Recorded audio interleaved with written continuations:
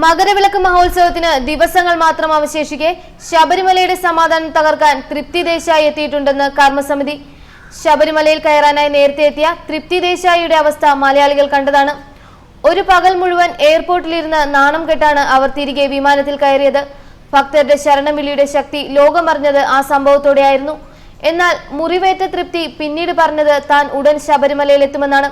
പോലീസിന്റെ സഹായമില്ലാതെ വേഷം മാറി എത്തുമെന്നാണ് അവർ പറഞ്ഞത്. ഇത് പറഞ്ഞത് തൃപ്തി ആയതുകൊണ്ട് തന്നെ ആരും തള്ളിക്കളയുന്നുമില്ല. മാത്രമല്ല, നിരവധി സ്ത്രീകൾ ഭക്തരെ പറ്റിച്ച് പോലീസിന്റെ ഒത്താശയോടെ മല കയറുകയാണെന്ന് വ്യാഖ്യാനം വന്നു. എങ്കിലും ബിന്ദുവും കനകദുർഗയും മാത്രമാണ് മല കയറിയെന്നാണ് ഔദ്യോഗിക സ്ഥിരീകരണം. ഇങ്ങനെ ശബരിമല മകരവിളക്കിനോടടുക്കുമ്പോഴാണ് കോട്ടയം ബസ് സ്റ്റാൻഡിൽ തൃപ്തി ദേശായി വന്നെത്തിയെന്ന് ശബരിമല കർമ്മസമിതി പ്രവർത്തകർ പ്രചാരണം നടത്തുന്നത്. കർമ്മസമിതിയിലെ ഒരു പ്രവർത്തകൻ തൃപ്തി ബസ്സിലിരിക്കുന്നതായി കണ്ടെന്ന് പറഞ്ഞു. ഇത് സ്ഥിരീകരിക്കും മുമ്പേ ബസ് എടുത്തിരുന്നു.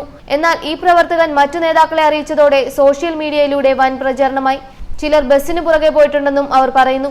അതേസമയം ഇതുവരെയും തൃപ്തിയെ കണ്ടെത്താനായിട്ടില്ല. ലിംഗസമത്വത്തിനു വേണ്ടി വാദിക്കുന്ന ആക്ടിവിസ്റ്റാണ് തൃപ്തി ദേശായി.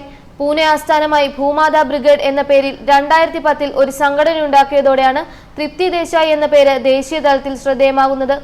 ക്ഷേത്രങ്ങളിലെ ആരാധനകളിൽ പങ്കെടുക്കുന്നതിൽ നിന്ന് സ്ത്രീകളെ വിലക്കുന്നതിനെതിരെയാണ് ഇവരുടെ പ്രധാന പോരാട്ടം.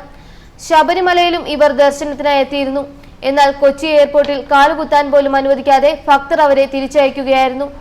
എന്നാൽ വീണ്ടും ഗറില്ല മോഡലിൽ തിരിച്ചുവരുമെന്ന് ഉറപ്പു നൽകിയ ശേഷമാണ് അവർ തിരിച്ചുപോയത്. ആ വാക്കു നിറവേറ്റാനാണ് ഇപ്പോൾ വീണ്ടും എത്തിയതെന്നാണ് കരുതുന്നത്. എന്തായാലും കനത്ത സുരക്ഷയും തിരച്ചിലും പോലീസിന്റെ ഭാഗത്തു നിന്നുണ്ടാകുന്നുണ്ട്. പ്രത്യേകിച്ച് പേട്ടതുള്ളൽ കൂടിയായതുകൊണ്ട് ഒരു സംഘർഷം ഉണ്ടാകാതിരിക്കാനും പോലീസ് ശ്രമിക്കുക.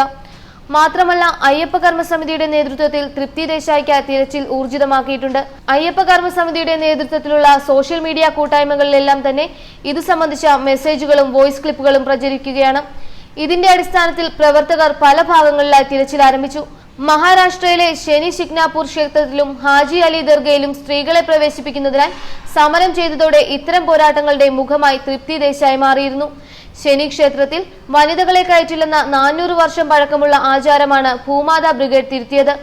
400ഓളം സ്ത്രീകളുമായി ക്ഷേത്രത്തിൽ പ്രവേശനത്തിനെത്തിയ തൃപ്തിയെ നാട്ടുകാർ തടഞ്ഞു. ഹർജിയുമായി തൃപ്തി ബോംബെ ഹൈക്കോടതിയെ സമീപിച്ചു. ക്ഷേത്രപ്രവേശനത്തിന് ലിംഗവിവേചനം പാടില്ലെന്ന് തൃപ്തിയെ ശരിവെച്ച് കോടതി ഉത്തരവ് വന്നതോടെ തൃപ്തിയുടെ സമരം ഫലം കണ്ടു. കോടതി ഉത്തരവോടെ ഹാജി അലി ദർഗയിലും സ്ത്രീകൾക്ക് പ്രവേശനം ലഭിച്ചു. കോലാപൂരിലെ മഹാലക്ഷ്മി ക്ഷേത്രത്തിൽ തൃപ്തിയുടെ പ്രവേശനം രോഷാകുലരായ പുരോഹിതരുടെ ആക്രമണം വകവയ്ക്കാതെയായിരുന്നു. ഈറനോടെ എത്തുന്ന പുരുഷന്മാർക്ക് മാത്രം പ്രവേശനമുണ്ടായിരുന്ന നാസിക്കിലെ ത്രയംബകേശ്വർ ക്ഷേത്രത്തിൽ ഈറനുടുത്ത് പോലീസ് പിന്തുണയോടെ തൃപ്തി ചരിത്രം തിരുത്തി. പ്രതിഷേധ കൊടുങ്കാറ്റ് പ്രതീക്ഷിച്ചു തന്നെയാണ് ശബരിമലയിലേക്കുള്ള അവരുടെ വരവും.